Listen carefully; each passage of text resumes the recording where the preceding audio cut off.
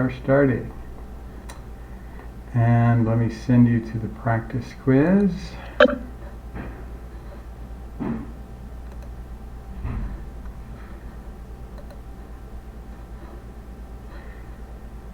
And the first two problems of the practice quiz, derivative and integral of the same thing.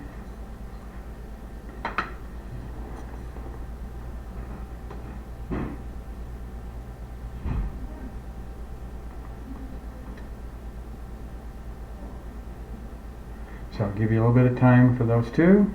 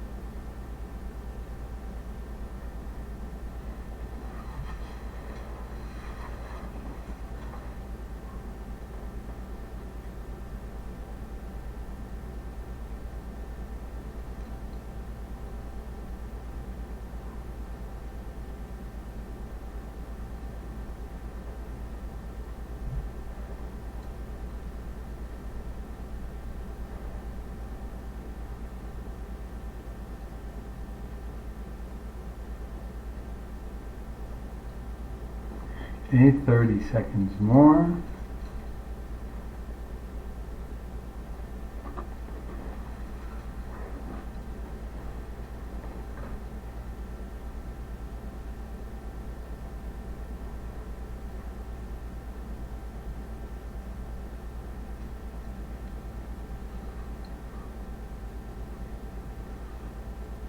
Okay, so the first one, we don't need a u substitution to do a derivative. Take the derivative of almost anything. The derivative of a to the u is a to the u again.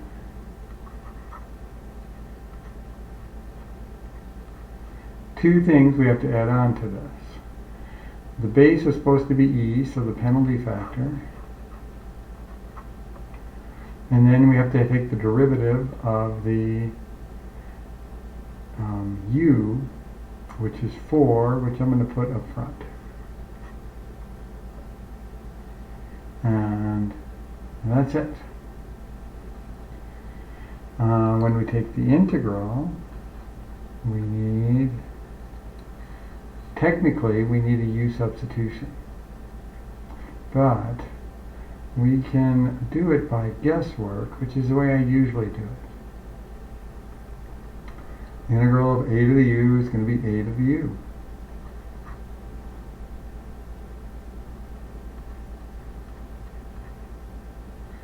The ln penalty for not having a base of e goes in the denominator. Why it goes in the denominator is really clear, because when you check your work, take the derivative of this, you'll get an extra ln3, and this is to cancel that ln3 out. Okay. And then we got to take into account that there was a u equals 4x minus 7, and that's going to give us an extra 1/4 over here. And then plus a constant c. And again, if I check my work and take the derivative of this, I would get this expression up here. It has an extra 4, which this gets rid of. It has an extra ln3, which this gets rid of. And so we'd be back to exactly that. All right. If you can give me a little feedback on these two using the protocol that we talked about last time. Type that up, don't hit enter quite yet.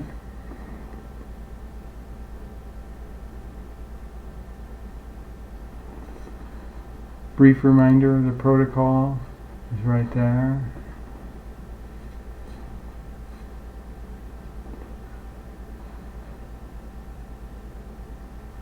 Okay, go ahead and hit enter.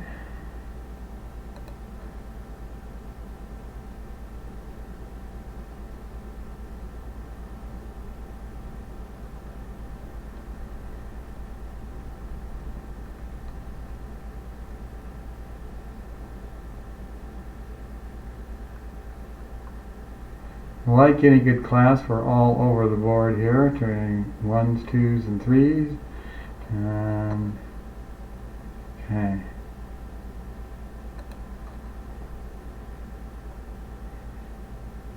Do number 3.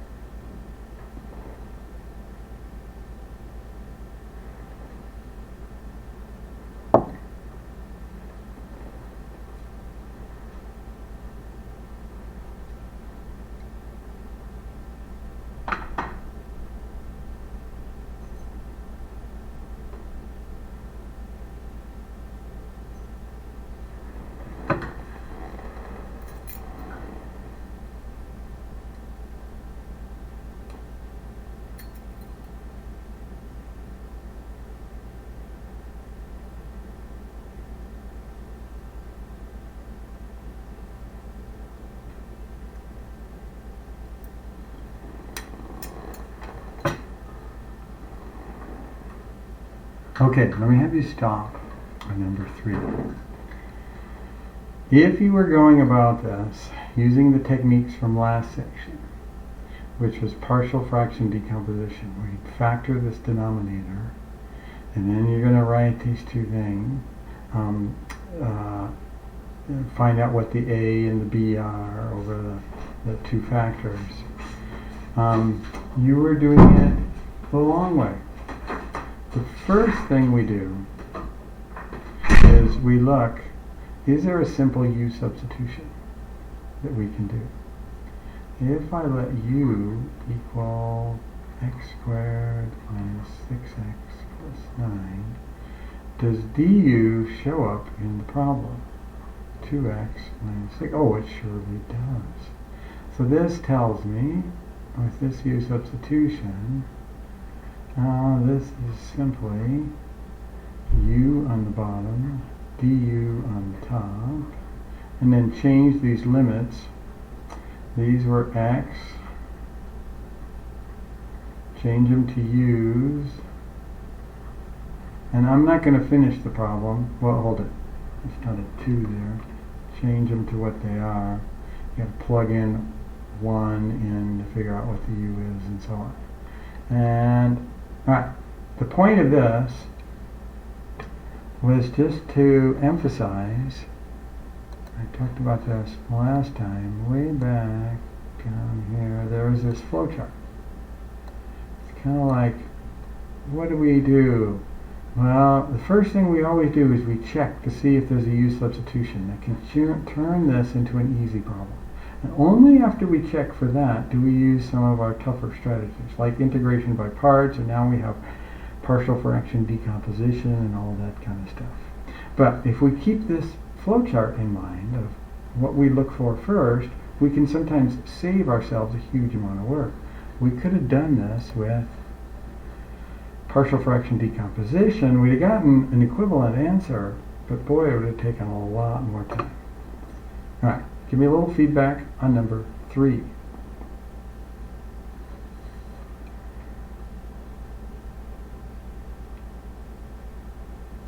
And you can go ahead and hit enter.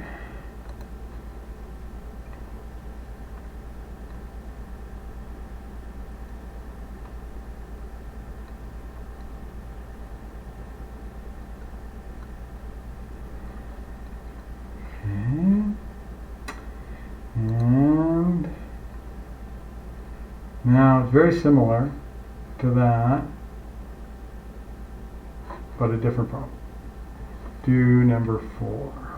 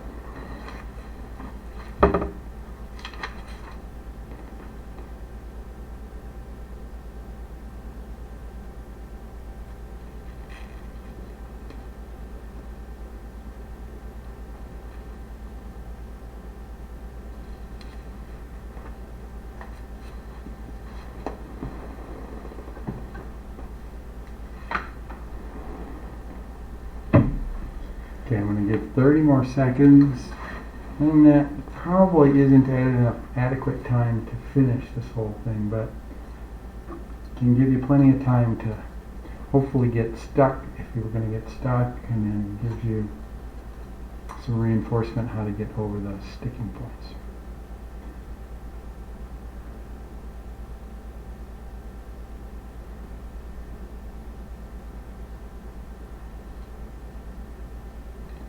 Alright, so I'm going to take a time out. I'm just going to isolate the fraction, and I'm going to factor it. X plus 4, x plus 2, and I'm going to rewrite this as a over x plus 4 plus b over x plus 2. And then I'm going to multiply both sides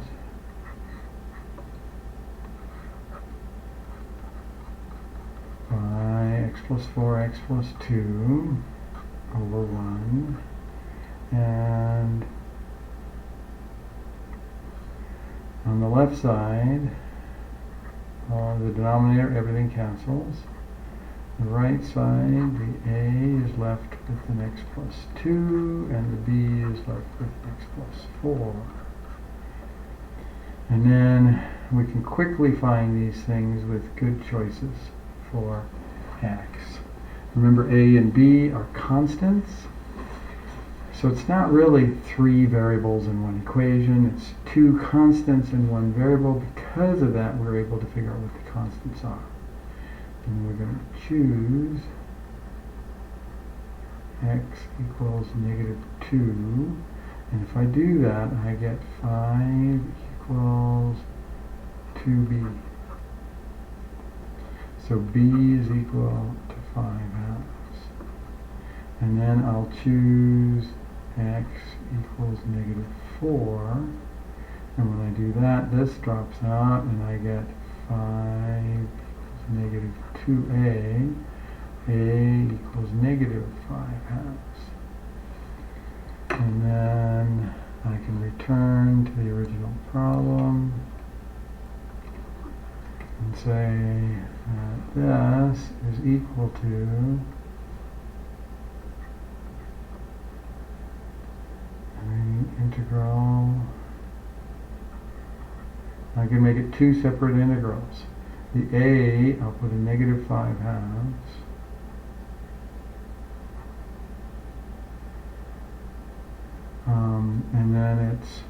And then there's also a 5 in there. So let's make that, multiply it in there. So it's 25. Let me redo that stuff. I kind of crammed it all in too close. So I'm going to get -5/2. And that 5 I pulled out in front. The integral of this first one, 1 over x plus 4 dx. And this goes from 1 to 2. And the next one is, the b is positive, so it's plus 5/2. This also had this 5.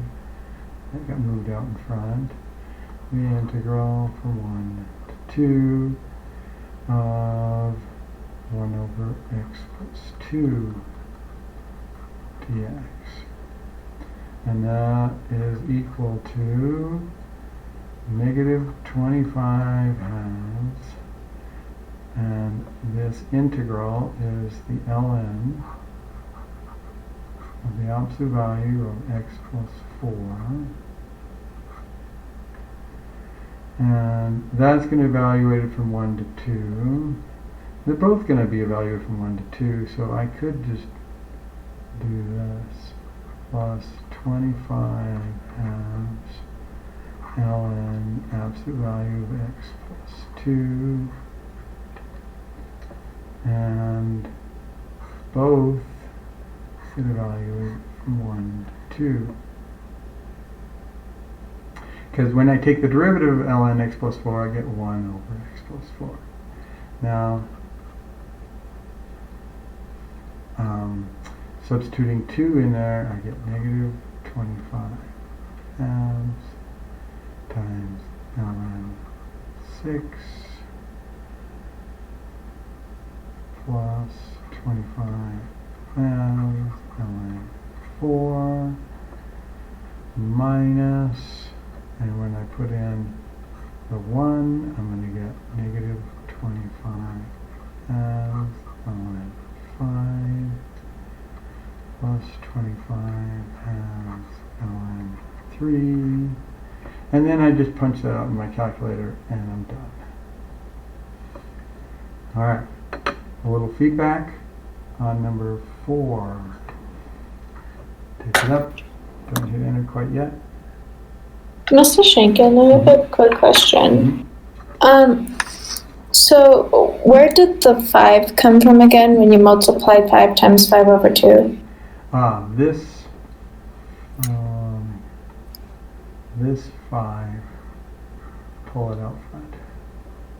And why is that? Why do you have to include it into this? Integral? Yeah. It's part of the original problem. Oh, you're right. I don't do it because I put it over here. I forgot I put it over here. There are 2 ways you could have done this. We could have put a 1 way over here in green. 1 over this, and then we would still need the 5. You are totally correct. Thank you very much. These 5s should not be here because they've been incorporated into the A and the B already. And that's why these are 5/2. Alright, so those 5s are not there. These are 5, not 25.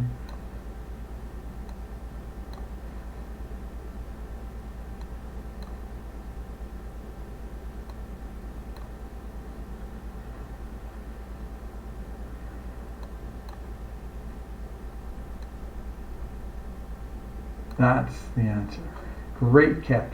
Thank you for catching that for me. All right.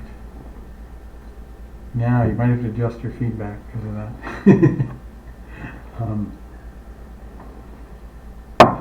Go ahead and hit enter on your feedback.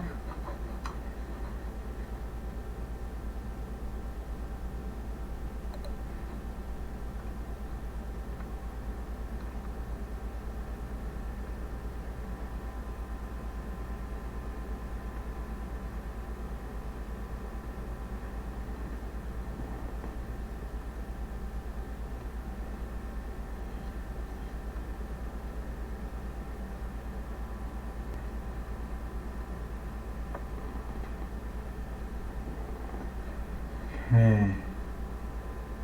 Mr. Shankin, Yes. I just have a question about the denominators. Does it really matter which one's which? Because I switched them to have for A to be lower numbered than B, and then when I multiplied them, cross-multiplied, then I got A times X plus 4 instead.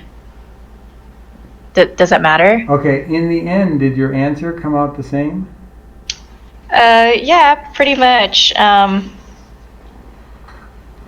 I just have B as negative 5/2 instead of positive 5/2, and A, of course. All right, because you had your A over X plus 2, right? And the Yes. B over X plus 4. And what's significant is the one that's over X plus 4 has got to be negative, and the one that's over X plus 2 has got to be the positive. And that's what you still wind up getting. So I'm glad you're pointing that out. Well, I noticed in your examples, the last class, that most of your B's become negative. So I thought that signified that B should be negative, if Not if necessarily. at all. Yeah, it just depends, and it just happens to be that I put the X plus 4 first, and so that's why B became positive this time. So does it matter? It doesn't matter which one you put first, X plus 4 or X plus 2, and then in the end we both came out with the same answer. So no, it doesn't matter. Okay, all right. All right, and then let's. All right, this is it's not letting me move it. Let me close out and open up OneNote again.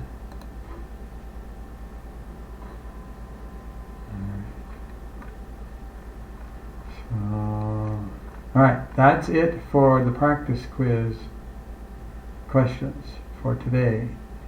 So, questions.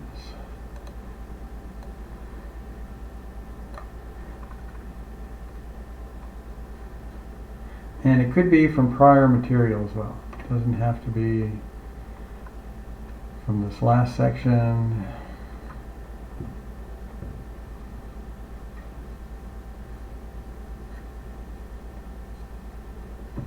All right. If no questions, we will go. I have a quick question, actually. Mm-hmm. Okay, so in the book, it talks about how you've got, like, if you have just an easy factor, you can just split it up into normal fractions. But then if you've got like a repeated linear factor, Yes. you have to split it up into fractions where the order on the denominator kind of increases up to the final denominator. Correct. And I'm just confused, under what conditions does the numerator increase in, when does the numerator, instead of being A, when does it become AX plus B? Okay. When you have repeated linear factors, the numerator stays the same the whole time. It doesn't increase in value. And that's a mistake I made last time because I'd forgotten about that. It's been a little while since I've done these. So, our cases. When we had done repeated linear factor. The a and the b, although this is a second degree polynomial, you usually expect a first degree polynomial above that, except in the case of repeated linear factors. Then you're just going to get the degree of the one on the first one. It stays the same. There. All the other ones, when you have like one factor that's linear and one factor that's a non-factorable quadratic, then it's always 1 degree less than the denominator. So that's why this is bx plus c, and that's a. Okay, that makes sense. And then one more question. When you've got the repeated linear factors, Yes. I feel like you could just, like, let's say you've got x minus 1 squared. Yes. You could just write that as x minus 1 times x minus 1, and then you've just got simple linear factors. So is the only advantage of using repeated factors is that it's like simpler? Well, actually, if you have something squared and you tried to do it like you're suggesting, if we tried to do this one, 2x over x minus 3, x minus 3, and then you tried to do this a over x minus 3 plus b over x minus 3, it isn't going to work. These will just combine to become a plus b over x minus 3, and that can never be turned into this right here. So you'll get something that won't work when you try to make that work. Okay, the only way for repeated linear factors is this. And what's your name? Who have I been talking to? This was Rowan. Rowan. No, thanks. Is that clear now, Rowan? Yeah, that makes a lot more sense. Thank you. You're welcome.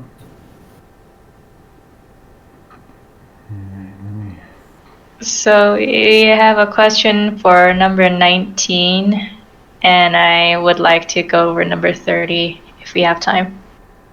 Okay. Let's go back. Number 19.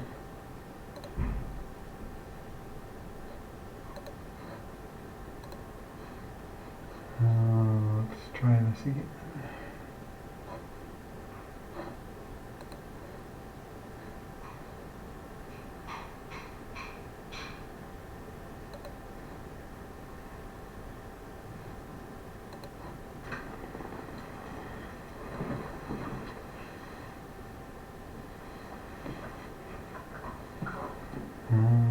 Will it open it up? Let me see.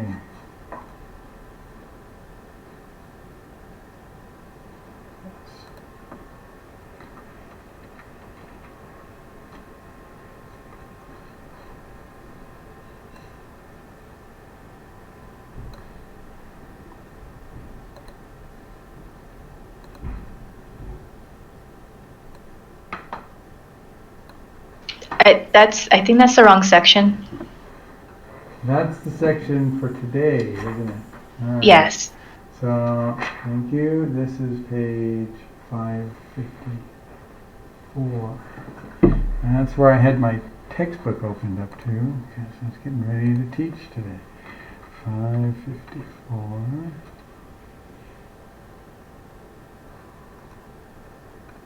All right. 19.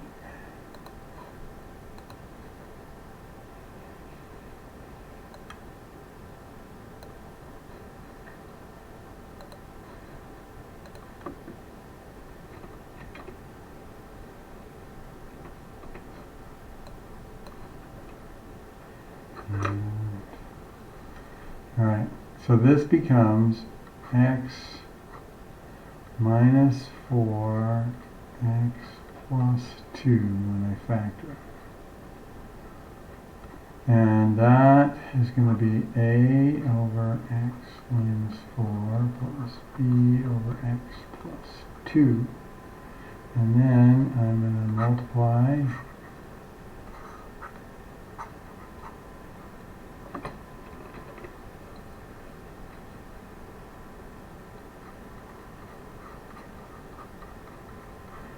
to clear out the denominators. And I get 6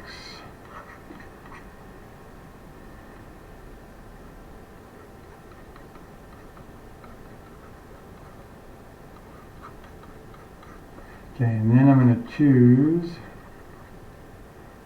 x equals negative 2. And I'm going to get 6 equals negative 6b. b is negative 1. I'll choose x equals 4. Knock that one out, and I get 6 equals 6a. A is equal to 1. So that's the partial fraction decomposition, which is 6 over x squared minus 2x minus 8 is the same as 1 over x minus 4, and then minus 1 over x plus 2. And since we haven't done many of these all the way, let me just do the check. Let's check. All I'm going to do is put these two together.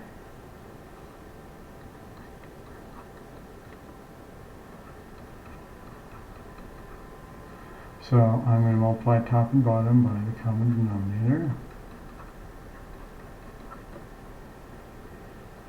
What it needs to get to the common denominator. And this needs x minus 4. So I'm going to get x plus 2 minus x minus 4 all over x minus 4x plus 2. When I distribute this minus sign, I get minus x plus 4.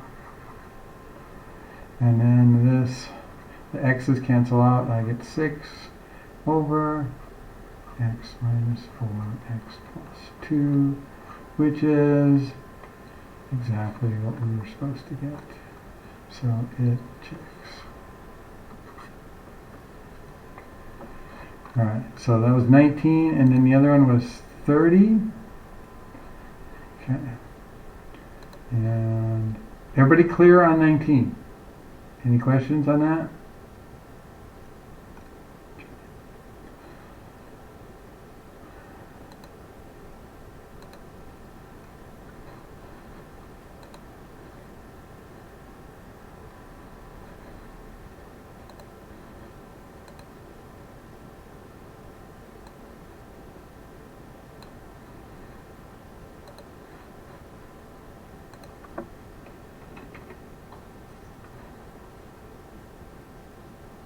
And okay, so I'm gonna do a timeout. I'm gonna separate. There's an x common.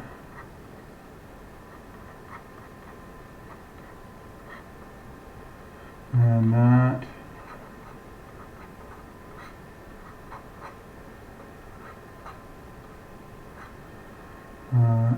x, now that the two things have to multiply to be a negative, so one positive, one negative. And 4 and 3, and I want the larger one negative. So I get a negative middle term. Alright, so now I'm going to take that fraction and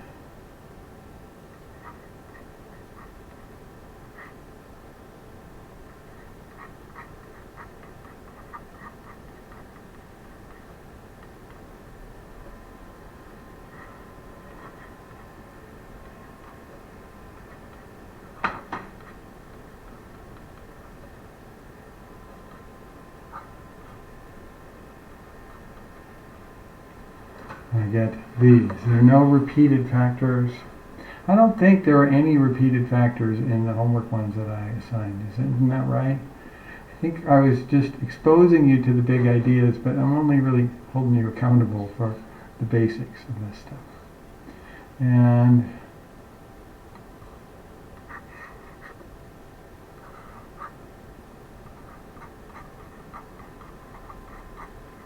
Wait, Professor Shankin, yes.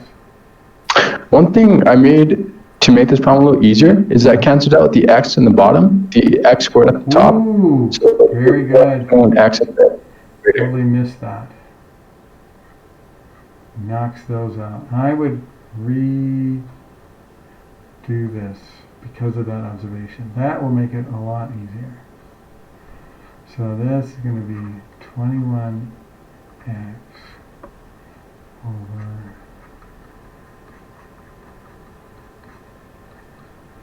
and then we're going to only have two things.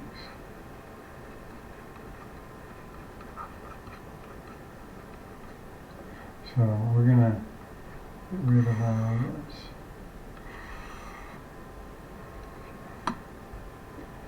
And then I'm going to clear out the fractions.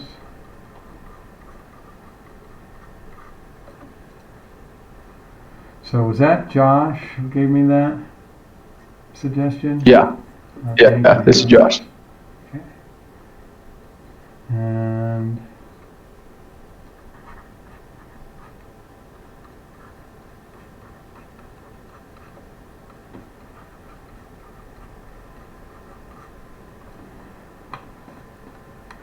And then we can move kind of quickly through this now. Choose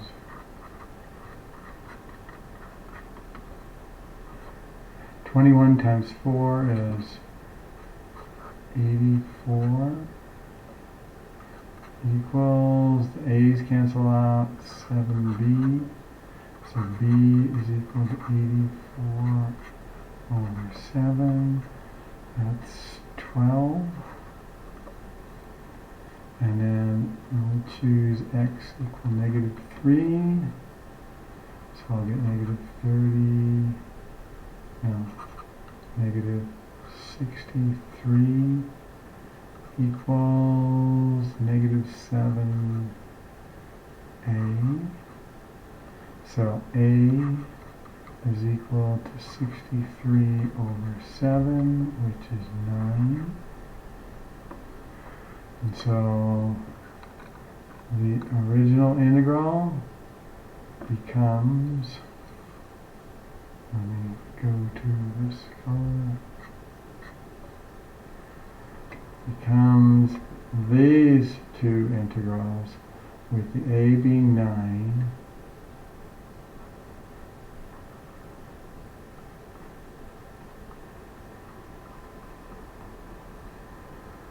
and then the b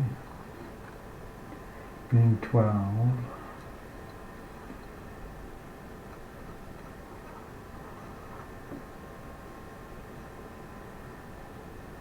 is the integral of 1 over x minus 4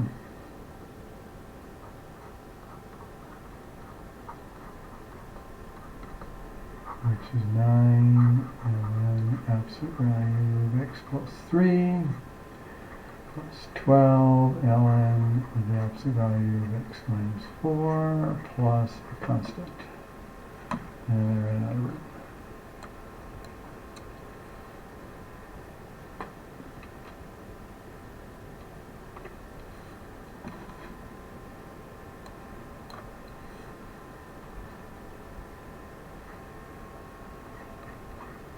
That's my answer.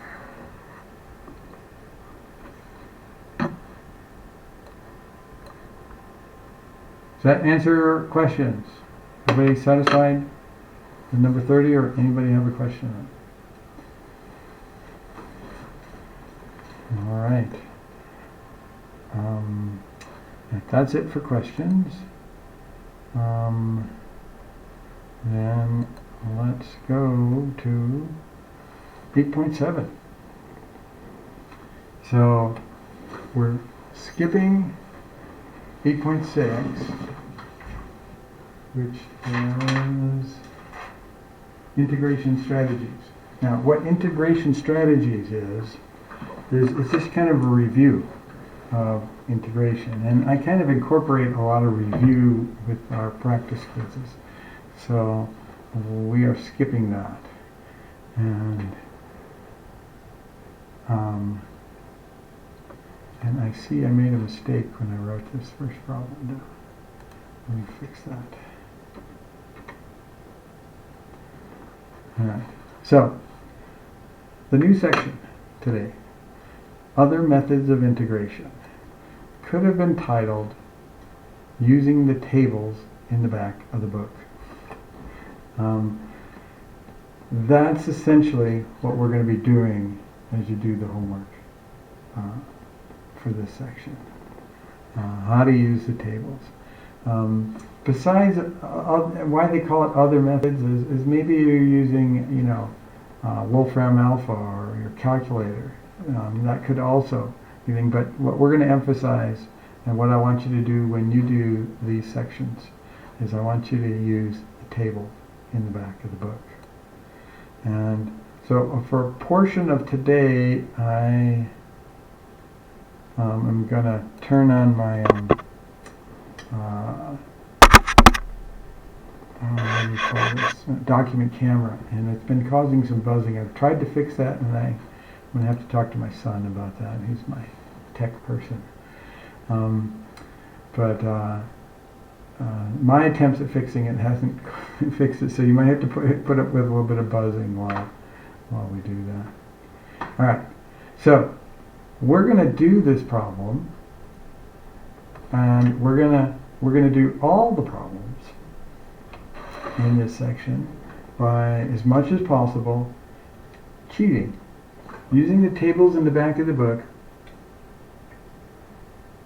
Instead of doing, where we're in a way that could be done without using the table, we're going to wind up just using the tables. All right, so let's go and look at the tables in the back of the book and see. So everybody do this. Flip to the back of your textbook and try to find an integration problem that looks like this so that we know which rule number to use. And in your group chat, you can enter, this is most like rule number 21 or whatever. So everybody start looking in the back of the book. And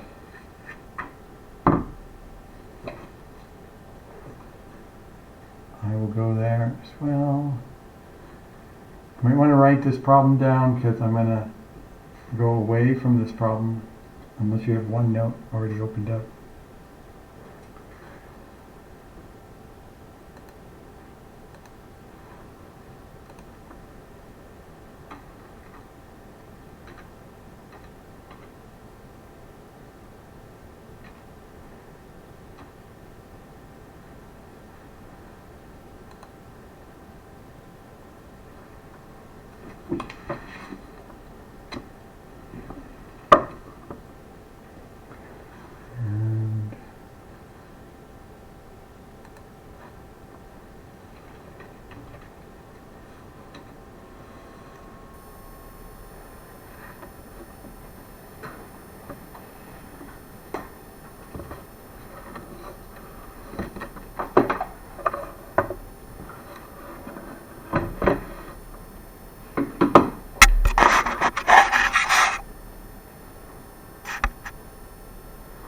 Alright, so when I look in the back of my book, and I'm looking at these table of integrals, I am having a hard time finding one that looks like,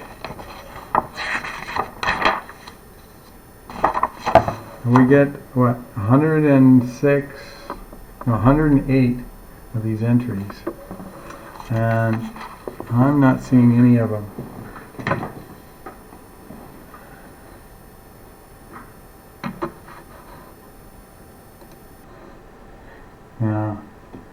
like this. And here is those same tables. And has anybody found one that's close? So open up the floor. Anybody found a table entry that's close to this to use? All right, I haven't either. So this is what you're going to find when you're doing this section. If you try to look up these problems directly in the tables in the back of the book, you're going to come up generally empty. You're not going to see anything like this. You are going to have to first convert these with a good U substitution. Now, the U substitution that looks feasible here would be U equals, all right, do I want to use U equals e to the x, or do I want to use U equals e to the 2x? Both seem, I don't know, maybe a case could be made for either one.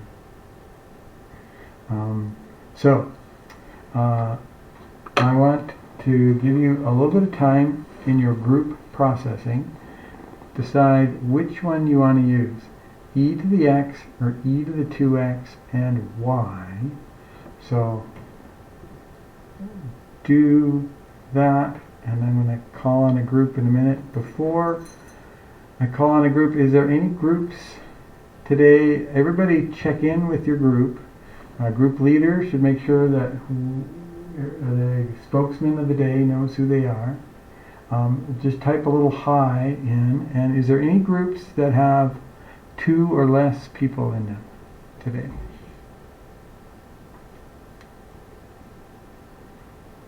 All right. So it's not the case. So, all right, let me give you a minute with this. Should I set U to be e to the x or e to the 2x, and why?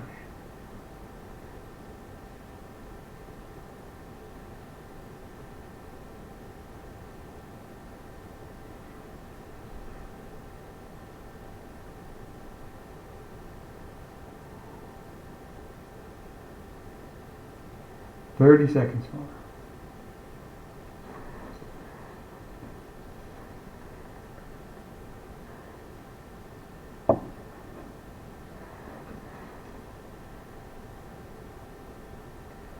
Right, group 4. Which should we use?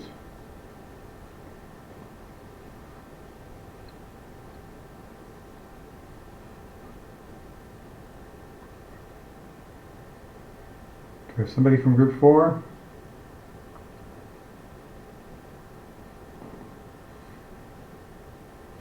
You can pass if you want to.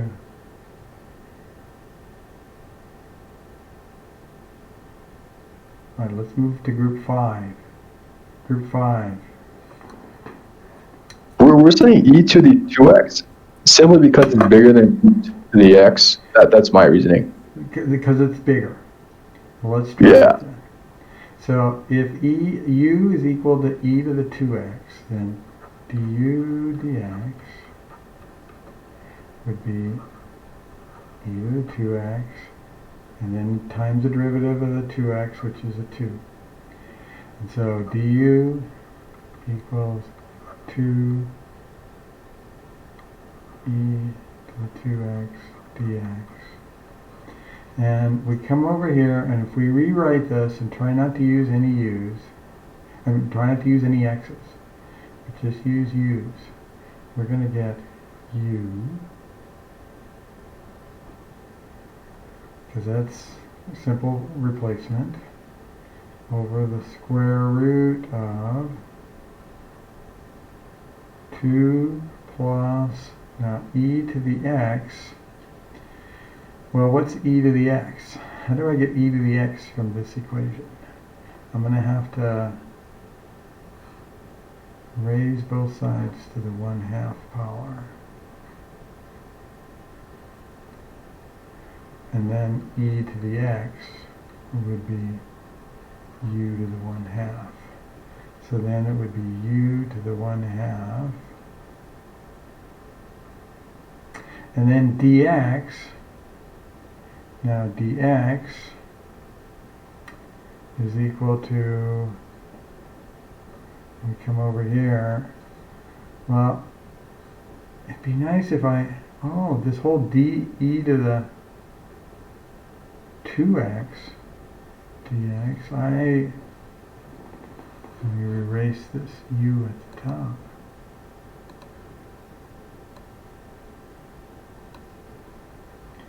E to the 2x dx is right here.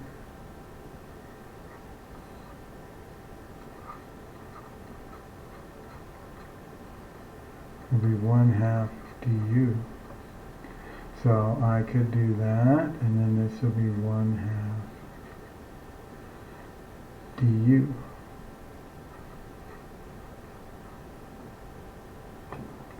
Okay, now we'll look for this in the back of the book. Now, when you're looking for entries in the back of the book, it will be really helpful if we kind of have an overview of what are all the different entries in the back of the book. So let me kind of go through them. There's 108, but they're separated into not too many in each category, not too many categories. So the first category we see back here is 1 through 29. Now these are the basic integrals.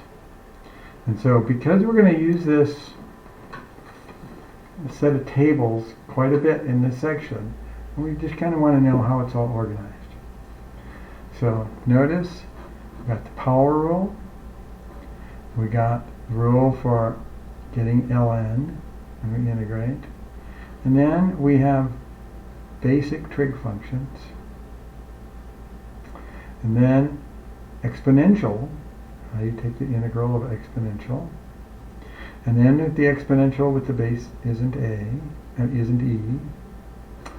And then, remember this ln? There wasn't really a rule for the integral of ln until we had done integration by parts. And that rule came from using integration by parts. And then if the base isn't e, and then the next subset is problems that give you, that have to do with inverse trig functions. All right. And there's one in particular, this rule number 13, that tends to show up a fair amount. And sometimes rule number 14. But we'll pay a little bit of attention right now to rules 13, 14, and 15. As these are crazy ones. And sometimes these really stump students, and they've stumped me in the past. It's like, oh, I know there should be a rule in this back of the book for dx over x squared plus a squared, but I can't find it. And what it is I forgot to look in the basic rules. There's these 3 of them that all have x squared and a squared in them. But there's another category that's going to have x squareds and a squareds that we're going to be looking at later, and these are the exception cases that are inverse trig functions. Okay, and then we have integrals of inverse trig functions, and then these sinh and cosh, we're not dealing with those in this class. And then there's some more trig integrals, like the cosine squared. Remember, that was a tough integral. You had to use the half angle formula to do this, or the double angle formula. Yeah, the double angle formula to do that. And this is already done for you. So instead of using the double angle formula, if we were doing one of these integrals in today's section, we would just look in the back of the book here and just use this rule. And so some basic trig functions raised to small powers. And then let's go some more trig integrals is the next grouping. And then 51 through 60 is reduction formulas for trig functions. And we saw those in that integrating trig section. But these reduction formulas, it's a handy place to look them up. We have them right here. Okay. And then 61 through 67. Here is, now, and even the next ones, these are integrals involving a squared minus x squared, where a is some constant. This would be like 9 minus x squared, or 16 minus x squared, or 7 minus x squared. In that case, a would be square root of 7. Alright. All these integrals involve a squared minus x squared, and this one is x squared minus a squared. Subtle little difference, which one is negative, the x squared or the a squared, but it makes a big difference in the integrals. And we see all these rules. Now, here is when you have trig integrals involving a squared and x squared, you generally look over here to find it. But every now and then you can't find it because it was one of these three that were basic. These also have x squareds and a squared. So just warning you that could be the case if you can't find it over here when you were. Now we go to the next page. Now notice also that these have x squared minus a squared in square roots, and the square roots could be in the numerator and the denominator. It could have x squared next to it. It has all kinds of variations on these, but it doesn't have the one that we're looking at, which is a square root, and then this u to the 1/2 is really another square root. So this is really a square root inside of a square root. We don't have that.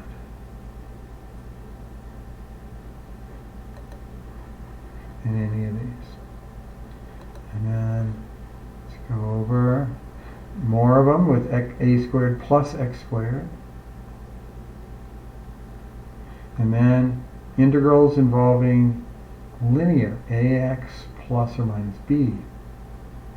And when you have those linear factors, and they could be inside a square root, raised to powers, and denominators, all kinds of integrals with all this stuff. And then here is some combinations where it's 97 and 98, where it's exponential and trig, and this is integration by parts material. But then instead of using integration by parts, we would just use this rule if we had one of these in this format. Okay, and then 99 through 103 has exponential or logarithmic along with something else. Again, it would be typical integration by parts kind of material. And then a few miscellaneous formulas. Alright, in none of these did we see a square root inside a square root. So although this seemed like a reasonable choice, because hey, it's the bigger one, logic sounded good to me, we don't get something that we can find in a table. So we're going to use this other choice instead.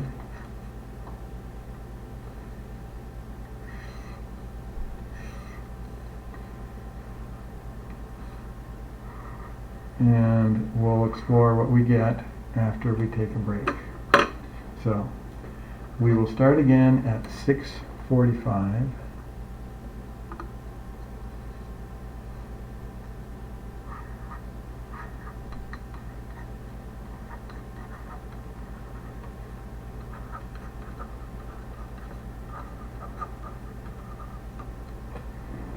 And does anybody need to talk to me about anything before I take my break?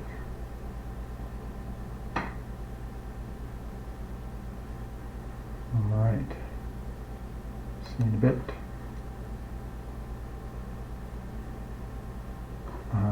Group 4 doesn't have a mic. Gotcha.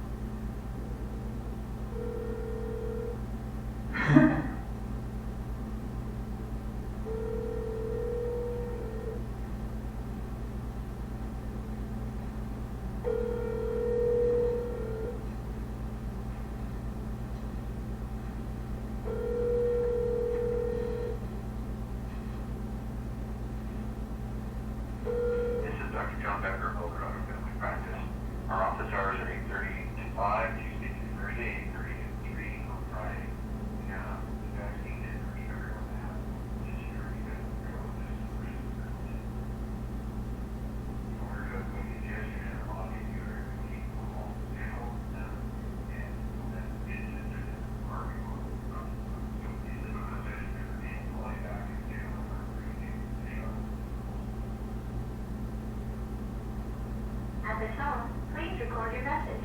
When you have finished recording, you may hang up or press 1 for more options. Hi, this is a message for Renee. This is Bob Shankin. $20 is fine for the letter, and I will come pick that up. So if you'll let me know when that's ready, I will swing by and see you afterwards.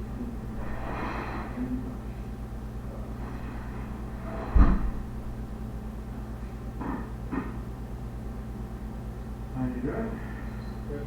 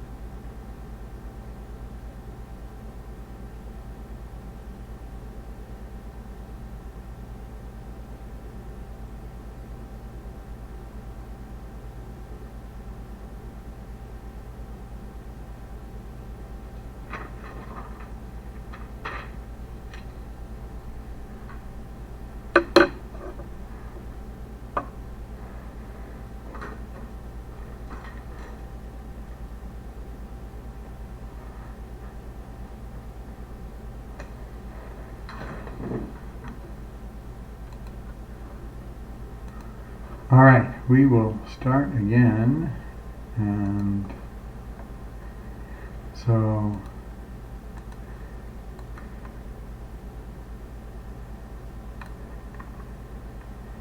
we are going to do this problem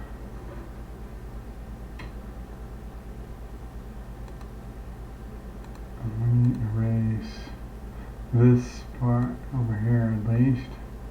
Alright, when we did this, we couldn't find anything in the back of the book. So, now that we have a feel though for what kind of formulas are in the back of the book, and that there's a ton of them, with a squared plus x squared, and a plus x, and so on, we see this is a much more likely chance of getting us something in the back of the book. So that's going to be the u that I use, and du is e to the x dx. So then this integral is equal to, now I'm going to rewrite another integral, and I'm going to put e to the x. I'm going to break this e to the 2x into e to the x times e to the x, because when the bases are the same, you would add the exponent. Now why am I doing that? Because this, we need e to the x dx to be our du.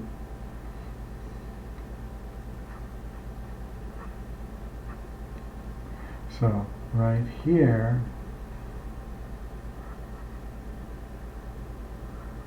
is going to match here. So then this integral, I'm going to write it, try not to use any x's, all u's. So this is going to become u on the top. That e to the x is a u.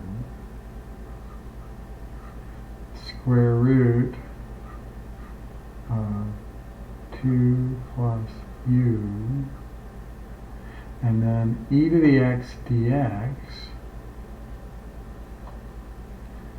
is my du. Alright, now that you know how the back of the book, those table of integrals, is arranged, go into your group chat, search in the back of the book, see if you can find this integral somewhere in the back of the book. Of course it'll be x's instead of u's, I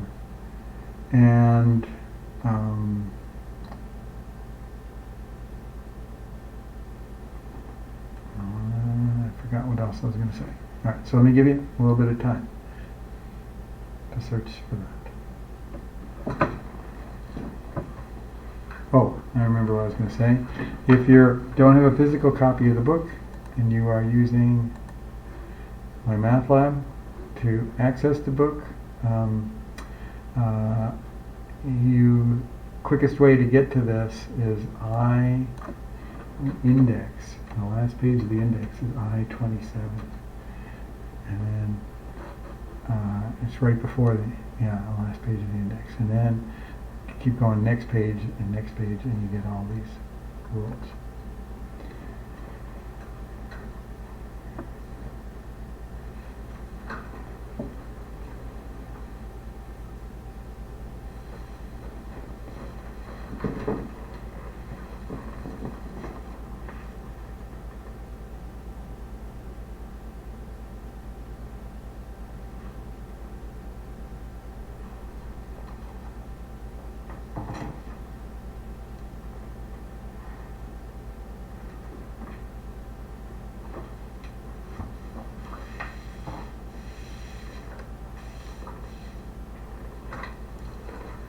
Okay, when you see a potential candidate mention it to your group and then see if they agree.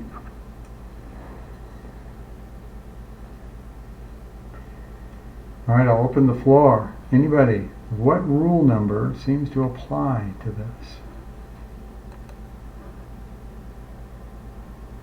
Anybody found one?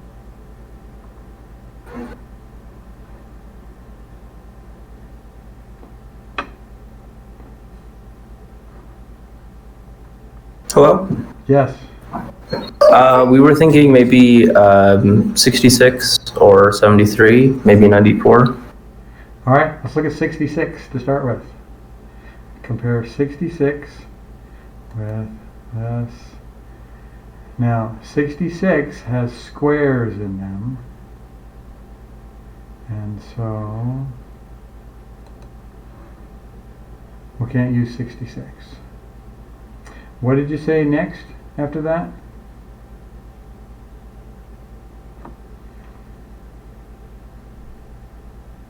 After 66? Sorry about that. 73.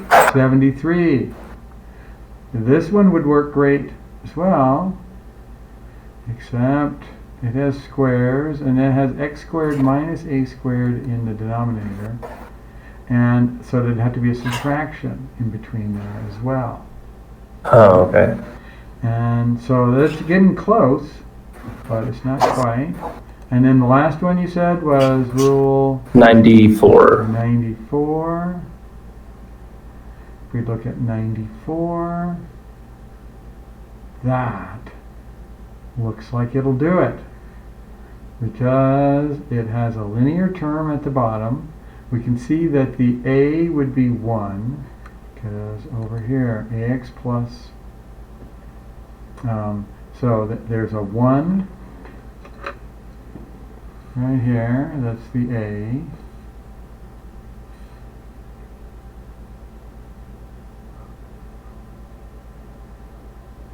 And the 2 would be the b. And then, of course, all the u's have been replaced by x's. But with that, we see this is rule 94 right here. So, what I'm going to have you do when you do your homework on this is I want you to write the rule number right above the equal sign. So I'm going to put, and I would put just to the right of this, except I've run out of space. So let me come back over here, equals, and I'm going to put R94. It's saying I'm using rule 94 to get this result. Now, I'm going to go back to rule 94 and just make this one super clear since it's the first time we're using one of these rules.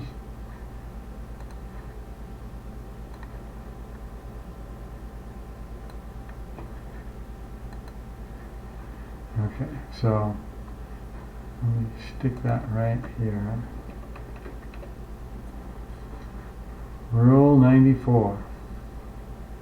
And I can see the A is 1, the B is 2, and every X, every U has been replaced by X.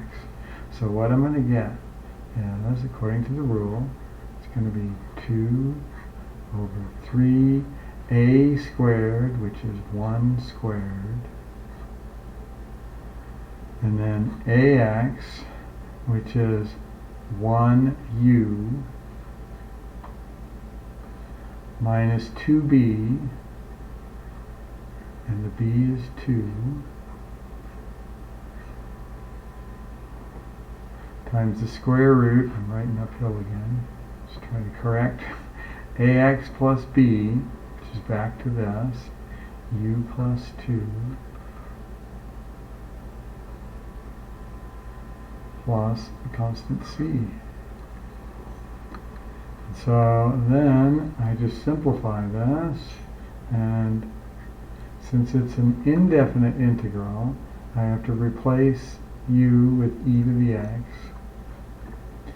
So I'm going to get 2/3 e to the x minus 4 square root e to the x is 2 plus a constant c, and I'm done. So, we're using tables in the back of the book to do the integrals in this section. And at first this seems like, oh my gosh, that's an easy thing. But it's going to have some setup work. You got to use the right u substitution to get us to the place where we can use these tables. And you'll notice that tables have a preponderance of linear factors and quadratic factors. And the quadratic factors never have a middle term. They're always like, let's go back to that.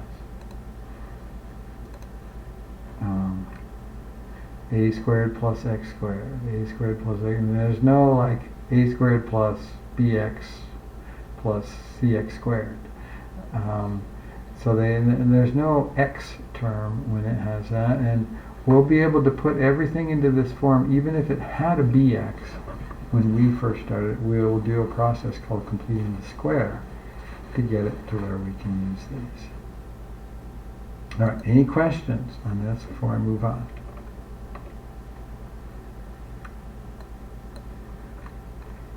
All right.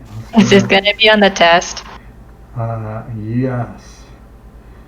Using integrals with the table, yes. And I will allow the table in the back of the book for some problems on the test. Okay. And problems that I don't allow the table in the back of the book, you know, of course, then you got to show the steps, how you're getting there. All right, let's go to number 2. And what I want you to do is pick a choice of u and then substitute it in and see if it seems like it's something that you might be able to find in the back of the book, in the integral tables. So let me give you a minute to get going on that.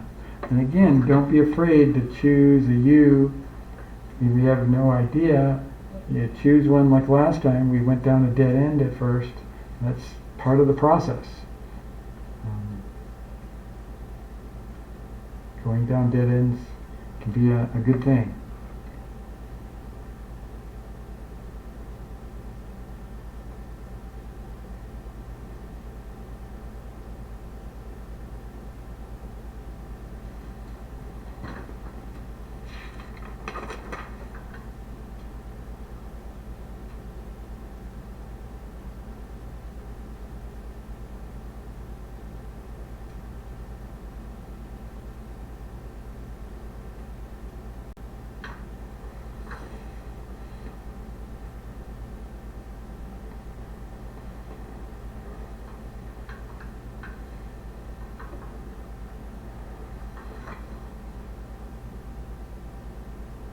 Okay, let me have you stop. My natural instinct on this would be let u equal either sine or cosine. And if I pick u being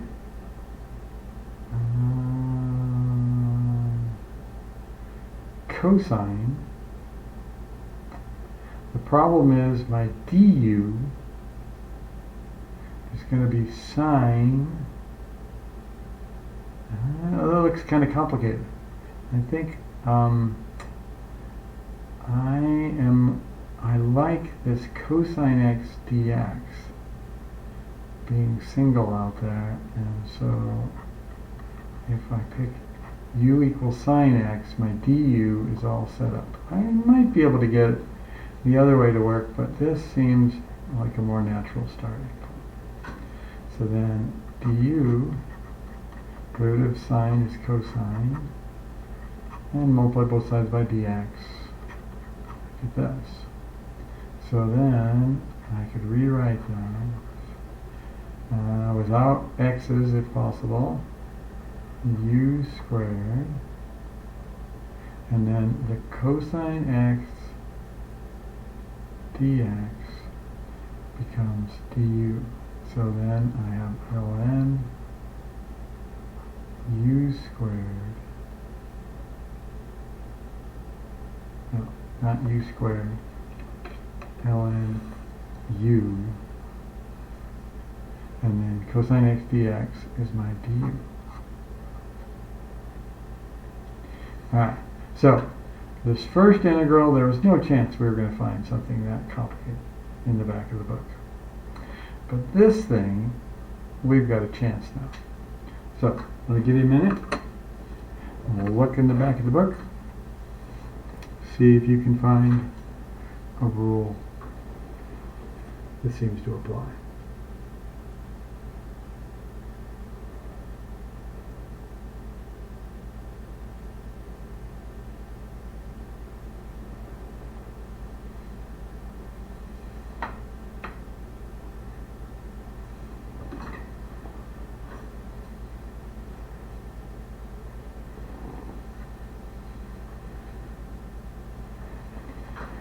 Okay, so I'm going to look. I want a squared term and ln of that same variable. So my first pages here, I'm going to go through them all real quick. Basic integrals, trig integrals, not what we want.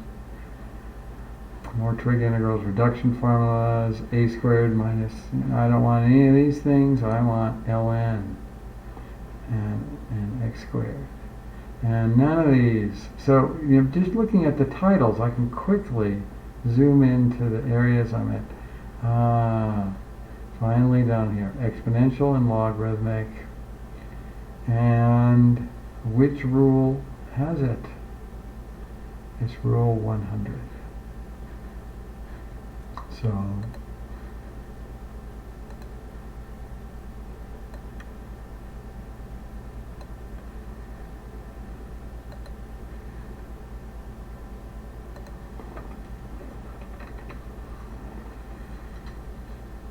we have this, and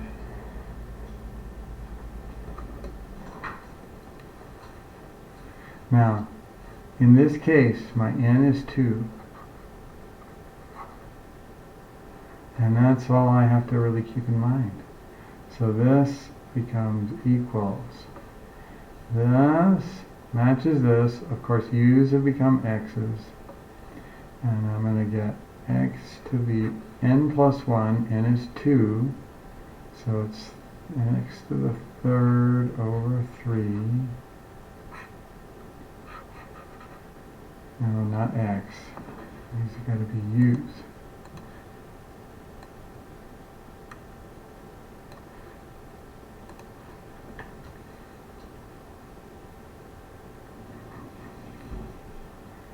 ln of u minus 1/3 plus a constant. And it tells you cannot use this rule when n is -1. But we're not. And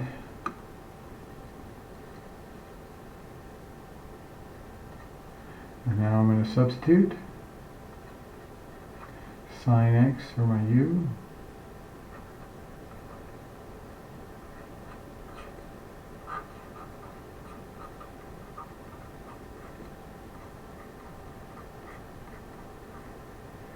And I'm done.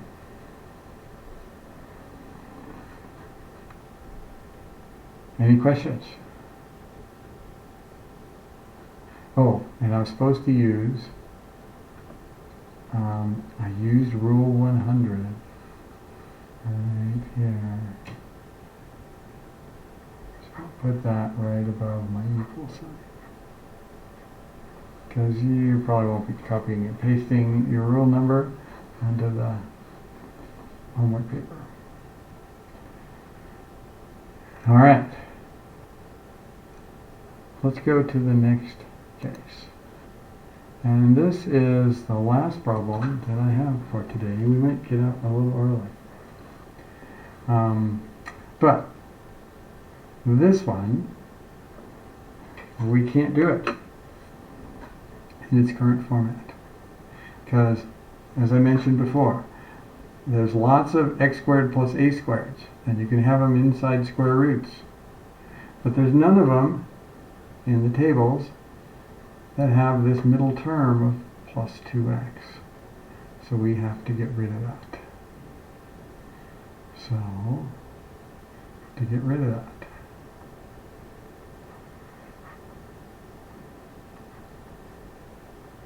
we do a process called completing the square. And let me come back up here just to remind you of perfect trinomial squares. If I write x squared plus 8x, then what's this thing got to be right here? So this is a perfect trinomial square. It's got to be half of this squared.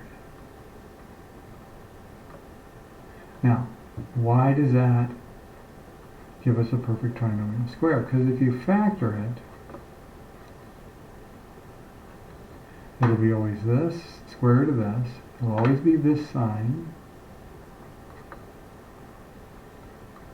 And then the square root of this showing up here and here. See, the two middle terms would give you 4x, 4x, give you 8x. That's why the square root of this is going to wind up, we had to take half of this, square it to get a perfect trinomial square. And x squared minus 6x plus what would give you a perfect trinomial square? Well, it would have to be half of that, negative 3 squared is 9. And then this would factor as x, always square root of that, this sign. Either half of this or the square root of this goes next. Square. That's how this one would factor. So what I'm going to do over here is x squared plus 2x, and I need the perfect number that makes this a perfect trinomial square. Now I'm moving the plus 4 out over here. And then I'm going to put something over here that's got to make up for the alteration that I'm going to do over here. So the alteration is this. Take half of this coefficient. Now, of course, this only works when the coefficient of x squared is 1. And that's the case in all of these. If the coefficient of x squared isn't 1, you factor it out of everything first before you start. All right, so we have x squared plus 2x. Take half that middle term, which is 1. 1 squared is 1. We add 1. But of course, that changes my answer. You can't just go adding 1. If you add 1, you have to subtract 1 to keep it equivalent.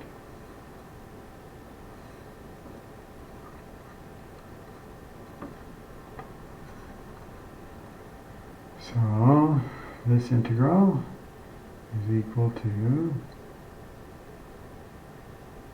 now we have completed the square. And when you group these three together, it becomes the square root of that, this sign, either half of that or the square root of that, and then 4 minus 1 is plus 3.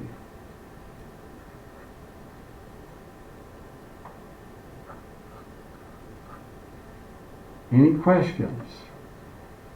If you're rusty on this, you might have to review. And this is the process of completing the square.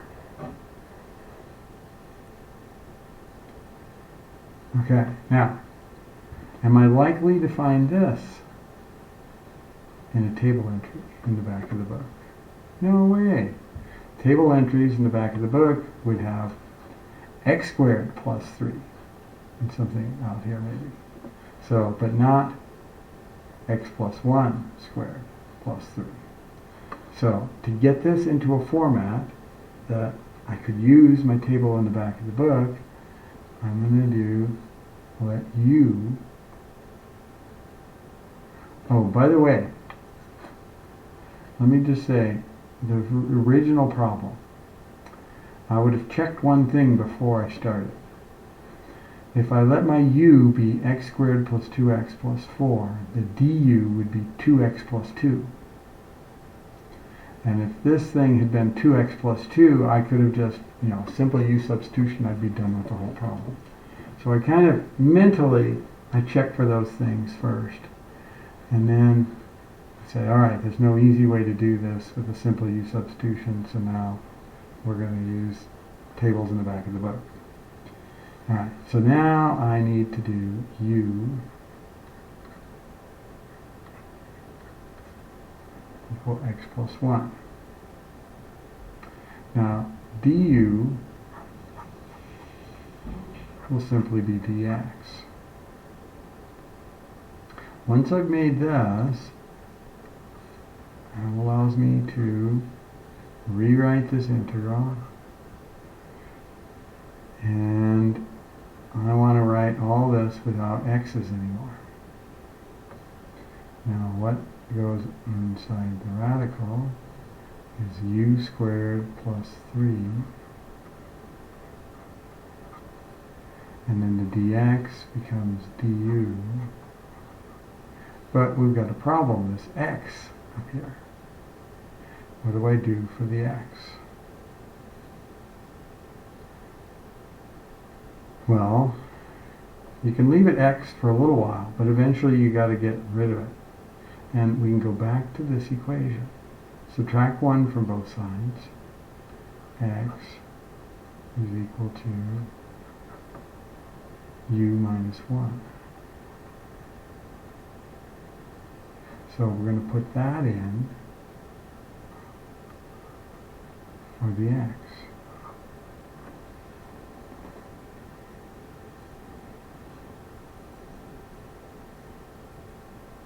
Any questions so far? It's kind of been involved completing the square, and then a u substitution. Now, once I get to here, am I likely to see this as one of my entries in the back of the textbook? Table of integrals. The answer is no. This part, yes, there'll be x squared plus a squared, but not an x minus 1 over here. So, let me open the floor. Anybody have a suggestion? What should I do with this?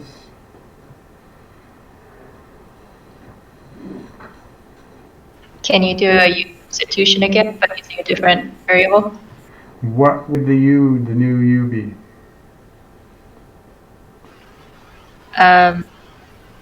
It would be u squared, maybe. Alright, like w equals u squared. Okay. Sometimes we do need more than one u substitution.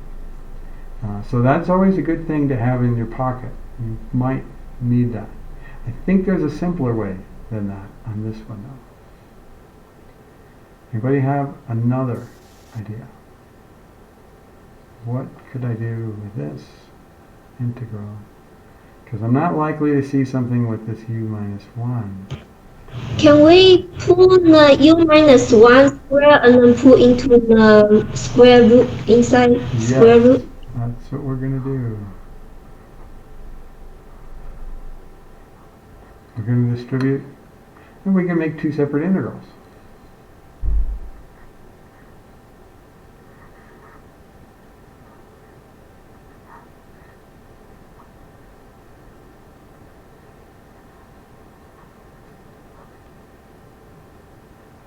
When we do the next one, it's just going to be, I'm going to pull the minus sign out.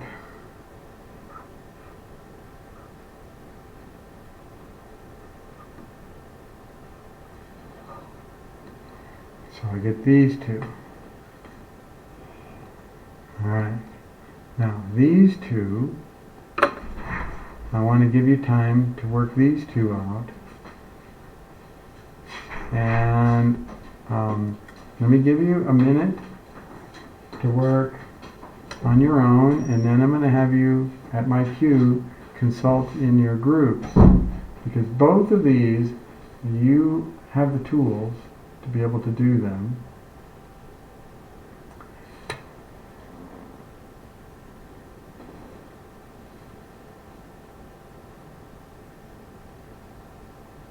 Okay, so I'll give you a minute on your own first.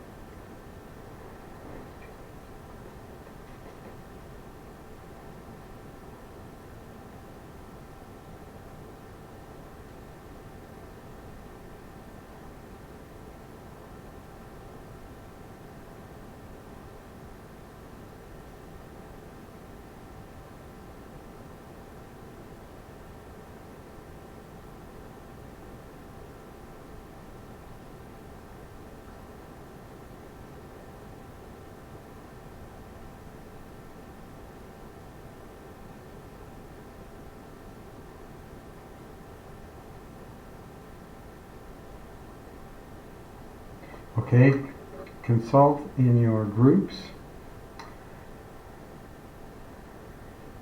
If you're stuck, you might ask, what'd you do?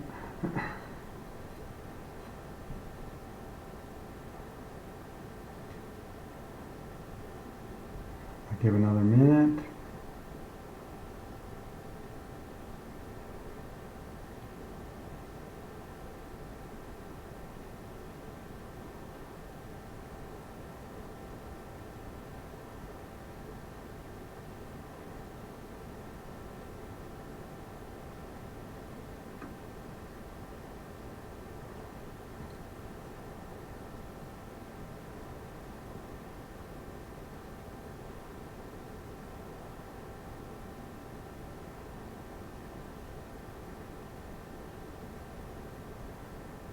Okay, let me ask group 7.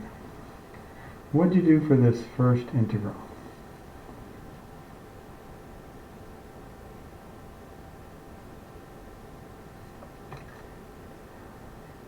And you can pass.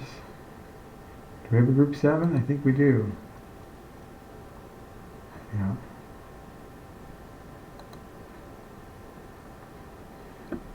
Okay. Anything from group 7? No? All right, let's go to group 1.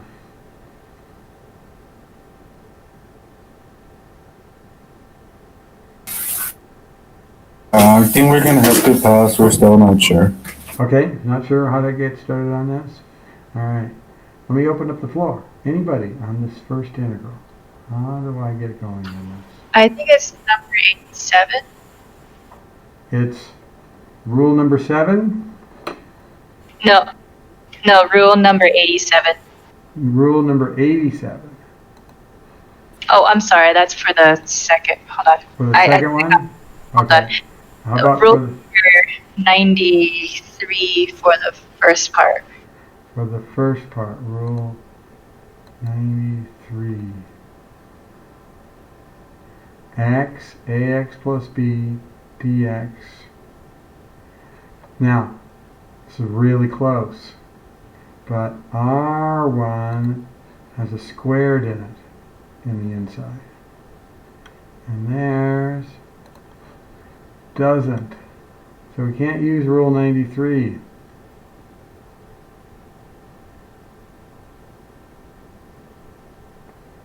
Now, it turns out there's no rule number that will help you do this one, because it's a problem that's too easy for a rule number. It's a U substitution. Let's let W, since we already have a U, be U squared plus 3. dW du is 2U So this is going to do it. dw is 2u du. So divide by 2, u du is 1/2 dw. Alright, so this one is another u substitution is going to do it. So this is equal to the integral. Now, this is going to be u du is going to be 1/2 dw. It's going to be square root of w. Now, square root of w is the same as w to the 1/2. And then u du is 1/2 dw.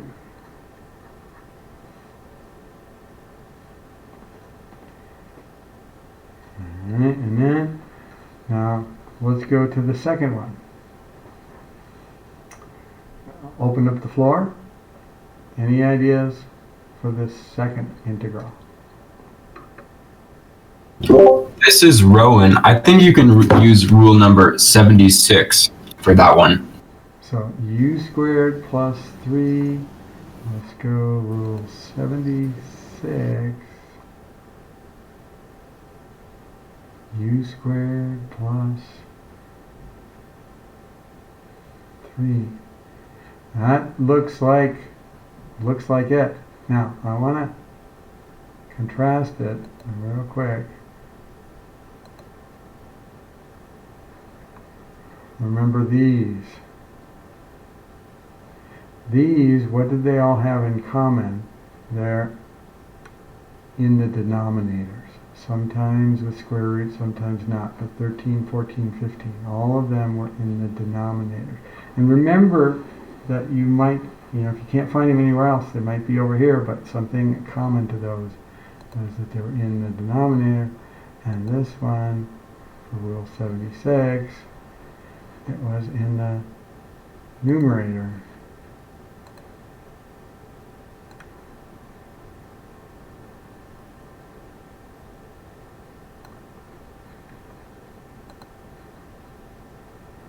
So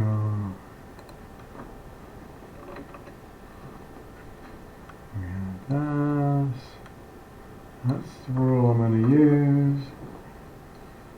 So A is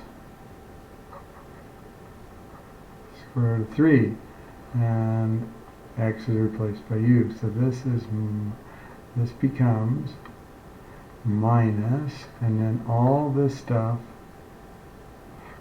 going to get put in parentheses.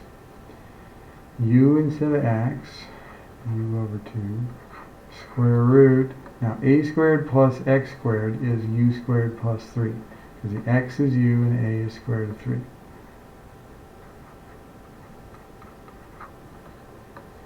Plus a squared, which is 3,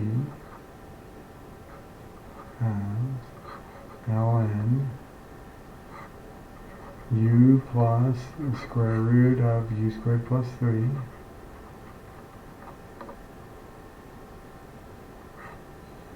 so this, and then plus a constant c at the end.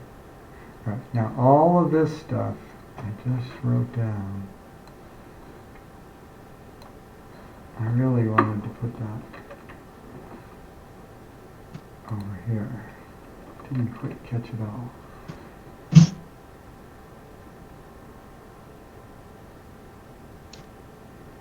Ooh, let me back up. If it's not going to catch it all, maybe I don't want to do it that way. Let me try it one more time. I think that covers it all. No, it still doesn't. Alright, so all of this I really wanted to have down here.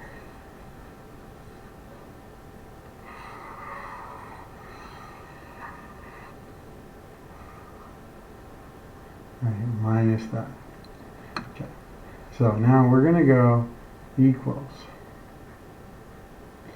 the integral of w to the 1/2 is w to the 3/2 over 3/2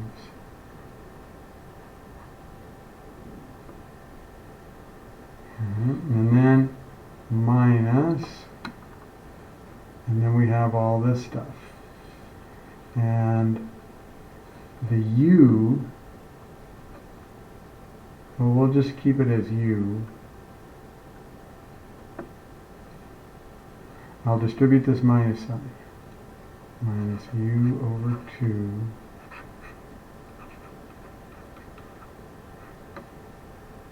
Distribute the minus sign to this part.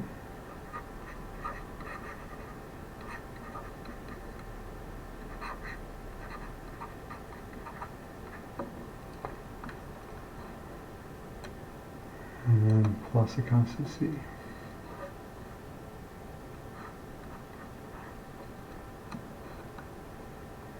And if we can get back to x's, we're going to be done. Now the w has got to be replaced with u squared plus 3.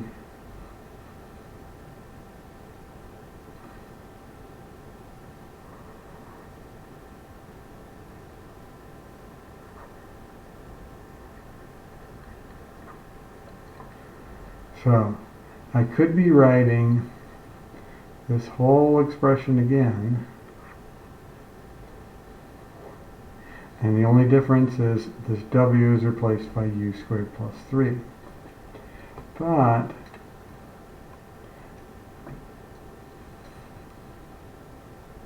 I don't have to. These 2's are going to cancel out. I'm going to get 1/3. And now it's going to be u squared plus 3. Well, let me do that. U squared plus 3 to the 3/2. And let me do it. Minus u over 2 square root of u squared plus 3.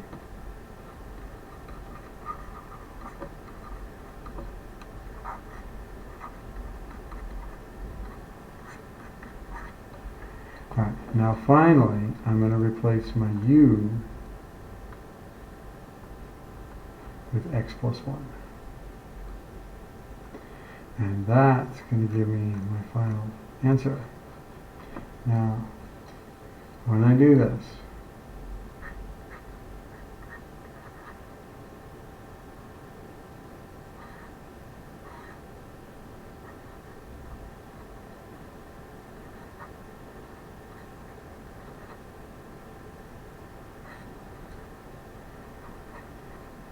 look at this. But what is x plus 1 squared plus 3? It was this, x squared plus 2x plus 4.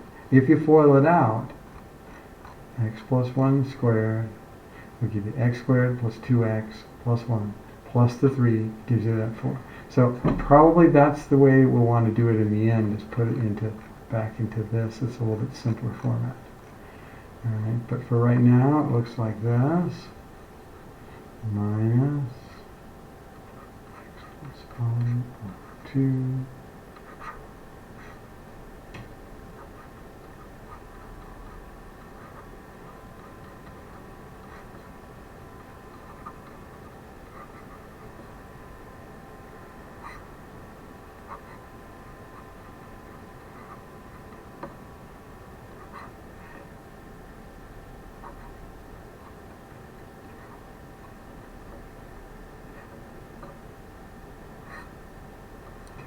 and then plus constant c.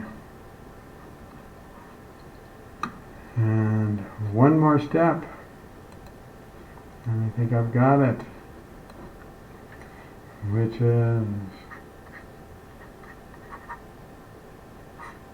this becomes x squared plus 2x plus 4, the original expression.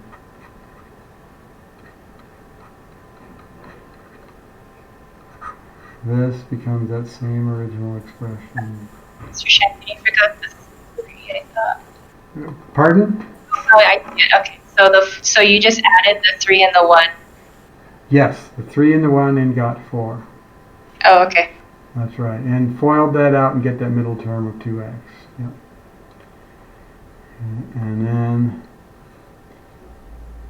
minus 3 halves ln.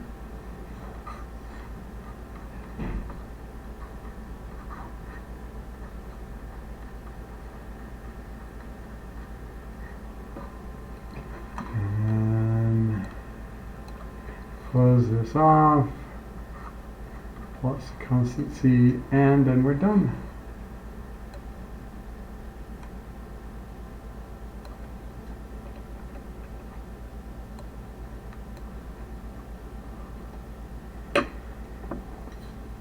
Any questions? So when you have the exponent of 3 halves, do you not want to FOIL that out either? You just leave it like that? You really can't FOIL it out. When it's got, like for instance, even if it had x plus 4 to the 1/2 power, x plus 4 squared, you could FOIL that out. Plus 4, you know, back in college algebra, it's hard to get my students to remember you get a middle term. They keep forgetting the plus 8x. But over here, there's no way you can really distribute this in to both terms at all. And the same thing with this 3 halves power. You can't like, if you stick it into both, it's the same error as sticking this into both and forgetting the 8x as the middle term. I'm glad you brought that up to point that out, because we usually get some people that try to stick this in.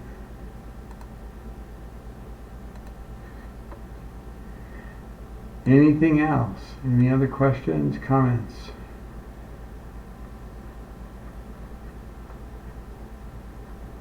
Okay, the homework is 8.7.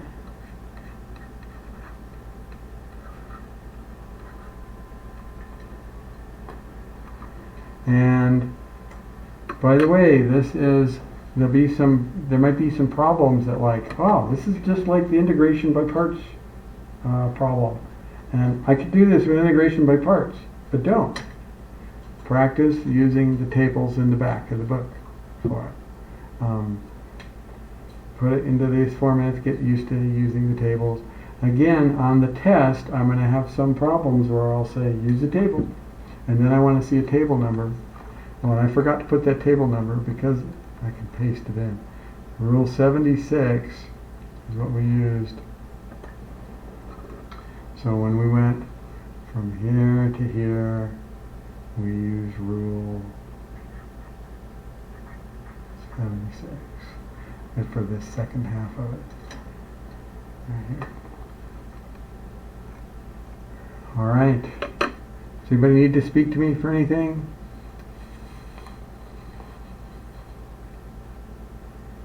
Then we will stop. I'll stop the recording, and I'll see you all